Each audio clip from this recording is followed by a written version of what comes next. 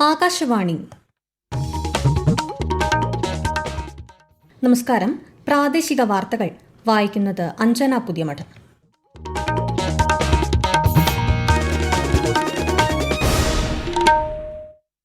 പ്രധാന വാർത്തകൾ. തദ്ദേശ തെരഞ്ഞെടുപ്പിന്റെ രണ്ടാം ഘട്ട വോട്ടെടുപ്പിനുള്ള ഒരുക്കങ്ങൾ പൂർത്തിയായി. തൃശൂർ മുതൽ കാസർഗോഡ് വരെ നാളെ വിധിയെഴുത്ത്. ആലപ്പുഴ അമ്പലക്കടവ് വാർഡിലെ റീപോളിംഗും നാളെ. പ്രശ്നബാധിത ബൂത്തുകളിൽ അതീവ സുരക്ഷാ ക്രമീകരണങ്ങളും വെബ്കാസ്റ്റിംഗ് സംവിധാനങ്ങളും ഏർപ്പെടുത്തിയതായി തെരഞ്ഞെടുപ്പ് കമ്മീഷൻ.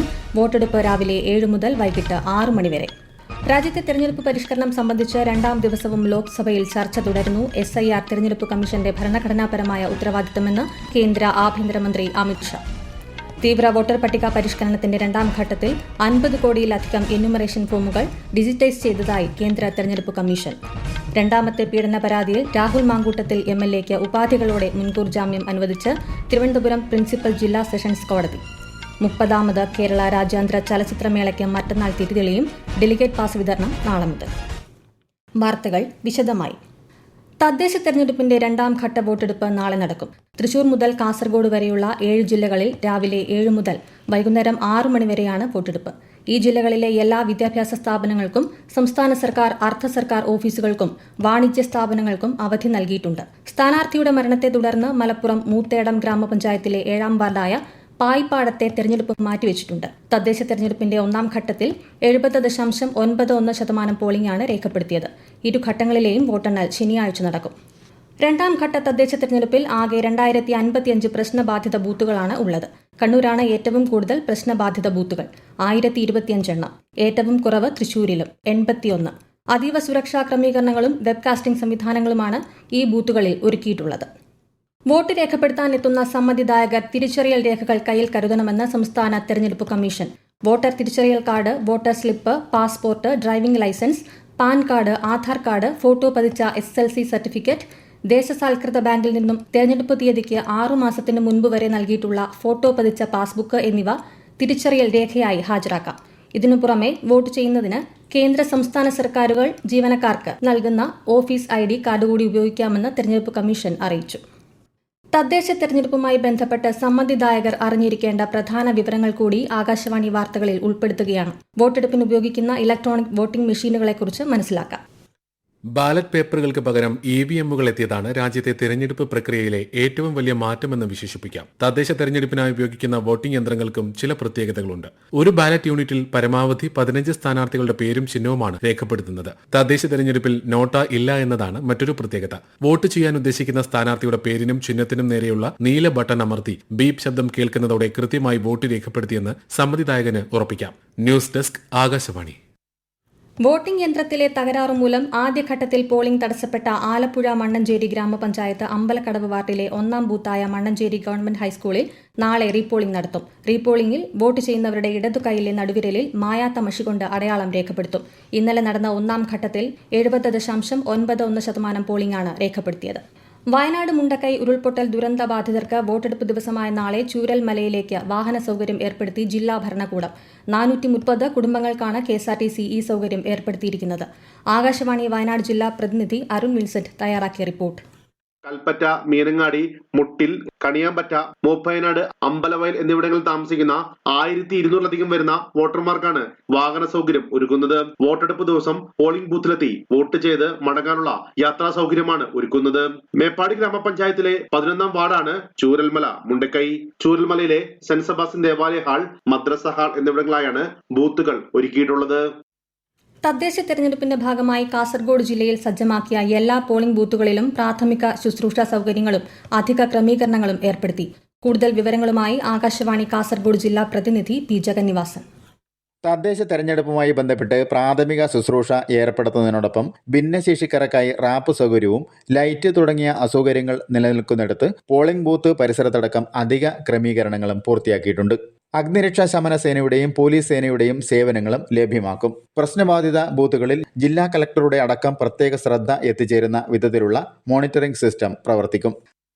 തദ്ദേശ തെരഞ്ഞെടുപ്പുമായി ബന്ധപ്പെട്ട പ്രത്യേക വാർത്താ ബുള്ളറ്റിനുകൾ ആകാശവാണി തിരുവനന്തപുരം പ്രാദേശിക വാർത്താ വിഭാഗം പ്രക്ഷേപണം ചെയ്യും. മറ്റു ബുള്ളറ്റിനുകൾക്ക് പുറമെ 5 മിനിറ്റ് ദൈർഘ്യമുള്ള ബുള്ളറ്റിനുകൾ ഉൾപ്പെടുത്തിയിട്ടുണ്ട്. നാളെ രാവിലെ 9:55, വൈകിട്ട് 3:30, 4:30 എന്നീ സമയങ്ങളിൽ പ്രക്ഷേപണം ചെയ്യും. രാഹുൽ മാങ്കൂട്ടത്തിൽ MLA-ക്കെതിരായി നൽകിയ രണ്ടാമത്തെ പീഡന പരാതിയിൽ ഉപാധികളോടെ മുൻകൂർ ജാമ്യം അനുവദിച്ച് തിരുവനന്തപുരം പ്രിൻസിപ്പൽ ജില്ലാ സെഷൻസ് കോടതി.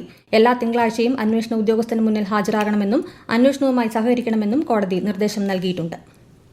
30ാമത് കേരള രാജ്യാന്തര ചലച്ചിത്രമേളയ്ക്ക് മറ്റന്നാൾ തിരിതെളിയും. തിരുവനന്തപുരം നിശാഗന്ധി ഓഡിറ്റോറിയത്തിൽ വൈകിട്ട് 6 മണിക്കാണ് ഉദ്ഘാടന ചടങ്ങ്. ഡെലിഗേറ്റ് പാസ് വിതരണം നാളെ രാവിലെ ടാഗോർ തിയേറ്ററിൽ ആരംഭിക്കും. ചലച്ചിത്ര താരം ലിജോ മോൾ ജോസ് ആദ്യ പാസ് ഏറ്റുവാങ്ങും. ഈ മാസം 19 വരെ നടക്കുന്ന മേളയിൽ 70ഓളം രാജ്യങ്ങളിൽ നിന്നുള്ള 200ലേറെ ചിത്രങ്ങൾ പ്രദർശിപ്പിക്കും. Spirit of cinema award Canadian ചലച്ചിത്രകാരി കെല്ലി ഫൈഫ് മാർഷലിന് സമ്മാനിക്കും. ഈ വാർത്തകൾ ആകാശവാണിയിൽ നിന്ന്. ആകാശവാണി വാർത്തകളും വാർത്താധിഷ്ഠിത പരിപാടികളും All India radio news Thiruvananthapuram YouTube ചാനലിലും All India radio news Thiruvananthapuram Facebook പേജിലും AR News_ തിരുവനന്തപുരം ഇൻസ്റ്റഗ്രാം അക്കൌണ്ടിലും AR News_TVM X ഹാൻഡിലും ലഭ്യമാണ്. പാർലമെന്റിന്റെ ഇരുസഭകളിലും നടപടിക്രമങ്ങൾ പുരോഗമിക്കുന്നു. തെരഞ്ഞെടുപ്പ് പരിഷ്കരണം സംബന്ധിച്ച ചർച്ചകൾ ലോക്സഭയിൽ 2ാം ദിവസവും തുടരുകയാണ്. SIR തെരഞ്ഞെടുപ്പ് കമ്മീഷന്റെ ഭരണഘടനാപരമായ ഉത്തരവാദിത്തമാണെന്ന് ചർച്ചയ്ക്കുള്ള മറുപടിയിൽ കേന്ദ്ര ആഭ്യന്തരമന്ത്രി അമിത്ഷാ പറഞ്ഞു. വോട്ട് ചെയ്യാനുള്ള അവകാശം ജനാധിപത്യത്തിന്റെ അടിസ്ഥാനമാണെന്ന് കോൺഗ്രസ് MP KC വേണുഗോപാൽ വ്യക്തമാക്കി. പരാജയപ്പെടുന്ന എല്ലാ ഘട്ടത്തിലും പ്രതിപക്ഷം തെരഞ്ഞെടുപ്പ് പ്രക്രിയയെ ചോദ്യം ചെയ്യുന്ന രീതി അവലംബിക്കുന്നതായി BJP അംഗം രവിശങ്കർ പ്രസാദ് വിമർശനം ഉന്നയിച്ചു. രാജ്യസഭയിൽ ദേശീയ ഗീതമായ വന്ദേമാതരത്തിന്റെ 150ാം വാർഷികവുമായി ബന്ധപ്പെട്ട ചർച്ചകൾ ഇന്നും തുടർന്നു. രാജ്യത്ത് തീവ്ര വോട്ടർ പട്ടിക പരിഷ്കരണത്തിന്റെ 2ാം ഘട്ടത്തിൽ ഇതുവരെ 50,96,00,000-ലധികം എന്യൂമറേഷൻ ഫോമുകൾ വിതരണം ചെയ്തതായി കേന്ദ്ര തെരഞ്ഞെടുപ്പ് കമ്മീഷൻ. ഇതുവരെ 50 കോടിയിലധികം ഫോമുകളാണ് ഡിജിറ്റൈസ് ചെയ്തത്. അതേസമയം സംസ്ഥാനത്ത് വിതരണം ചെയ്ത എന്യൂമറേഷൻ ഫോമുകളുടെ 98.26% ഫോമുകൾ ഡിജിറ്റൈസ് ചെയ്തതായി മുഖ്യ തെരഞ്ഞെടുപ്പ് ഓഫീസർ രത്തൻ യു ഖേൽക്കർ അറിയിച്ചു. തീവ്ര വോട്ടർ പട്ടിക പരിഷ്കരണവുമായി ബന്ധപ്പെട്ട നടപടിക്രമങ്ങൾ കൊല്ലം ജില്ലയിൽ മികച്ച നിലയിൽ പുരോഗമിക്കുകയാണെന്ന് ജില്ലാ കളക്ടർ N. ദേവിദാസ്. 99%-ലധികം എന്യൂമറേഷൻ ഫോമുകൾ വിതരണം ചെയ്യാൻ സാധിച്ചിട്ടുണ്ടെന്നും ഫോമുകളുടെ ഡിജിറ്റൈസേഷൻ 98%-ൽ കൂടുതൽ പൂർത്തീകരിക്കാനായതായും ജില്ലാ കളക്ടർ പറഞ്ഞു. തീവ്ര വോട്ടർ പട്ടിക പുതുക്കലുമായിട്ട് ബന്ധപ്പെട്ടിട്ട് 99%-ലേറെ എന്യൂമറേഷൻ ഫോം വിതരണം ചെയ്യാൻ സാധിച്ചിട്ടുണ്ട്. അതിന്റെ ഡിജിറ്റൈസേഷൻ പ്രവർത്തനങ്ങളും ഏറ്റവും നല്ല രീതിയിൽ ഏതാണ്ട് 98%-ൽ കൂടുതൽ അത് പൂർത്തീകരിക്കാൻ സാധിച്ചിട്ടുണ്ട്. ഇലക്ഷൻ കമ്മീഷൻ ഈ എന്യൂമറേഷൻ ഫോം തിരിച്ചു നൽകുന്നതിനുള്ള കാലാവധി നീട്ടിയിട്ടുള്ള അവസരം എല്ലാ വോട്ടർമാരും പ്രയോജനപ്പെടുത്തുകയാണ്. പ്രകാശത്തിന്റെയും സാഹോദര്യത്തിന്റെയും ഉത്സവമായ ദീപാവലിയെ അദൃശ്യ പൈതൃക പട്ടികയിൽ ഉൾപ്പെടുത്തി യുനെസ്കോ. ന്യൂഡൽഹിയിലെ ചുവപ്പുകോട്ടയിൽ നടന്ന സാംസ്കാരിക പൈതൃക സംരക്ഷണത്തിനായുള്ള ഭരണകൂട ഐക്യസമിതിയുടെ 20ാമത് സെഷനിലാണ് ഈ തീരുമാനം. പ്രഖ്യാപനത്തിൽ ഏറെ സന്തോഷമുണ്ടെന്ന് പ്രധാനമന്ത്രി നരേന്ദ്രമോദി സമൂഹമാധ്യമത്തിൽ അറിയിച്ചു. ദേശീയ കരകൌശല പുരസ്കാരം ലഭിച്ചതിന്റെ നിറവിലാണ് തിരുവനന്തപുരം സ്വദേശി VK ജയൻ.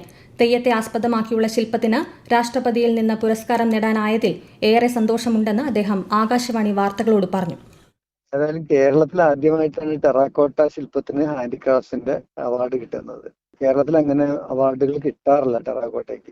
ഞാൻ ഓൾറെഡി ഇത് കിട്ടി എന്ന് എന്നോട് 2 മാസം മുമ്പേ വിളിച്ച് പറഞ്ഞിരുന്നു. ഞാൻ ഹാപ്പിയാണ്. ഞാൻ ചെയ്ത ശില്പം വടക്കൻ കേരളത്തിലെ ഭഗവതി തെയ്യത്തെ ബേസ് ചെയ്തുകൊണ്ടുള്ള ഒരു ശില്പമാണ്. ഇത്തരം ഫംഗ്ഷനുകളിൽ, ഇത്തരം അവാർഡ് സെറമണിയിൽ കൂടുതലും അവാർഡിന് അർഹമാവുന്നത് റിച്വൽ ഫോംസിന് ആണെന്നുള്ളത് കൊണ്ട് തന്നെയാണ് ഞാൻ ഭഗവതി തെയ്യം സെലക്ട് ചെയ്തത്.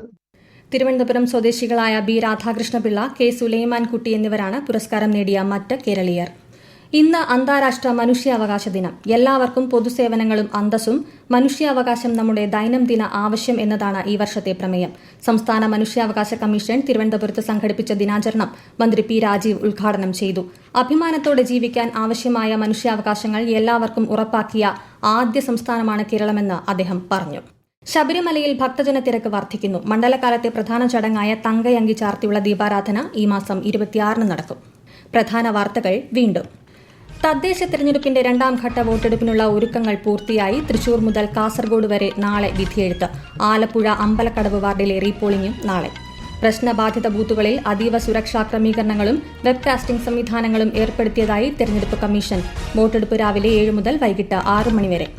തെരഞ്ഞെടുപ്പ് പരിഷ്കരണം സംബന്ധിച്ച ചർച്ച ലോക്സഭയിൽ നടന്നു. SIR തെരഞ്ഞെടുപ്പ് കമ്മീഷന്റെ ഭരണഘടനാപരമായ ഉത്തരവാദിത്തമെന്ന് കേന്ദ്ര ആഭ്യന്തരമന്ത്രി അമിത്ഷാ. ലോക്സഭ ഇന്നത്തേക്ക് പിരിഞ്ഞു. തീവ്ര വോട്ടർ പട്ടിക പരിഷ്കരണത്തിന്റെ 2ാം ഘട്ടത്തിൽ 50 കോടിയിലധികം എന്യൂമറേഷൻ ഫോമുകൾ ഡിജിറ്റൈസ് ചെയ്തതായി കേന്ദ്ര തെരഞ്ഞെടുപ്പ് കമ്മീഷൻ.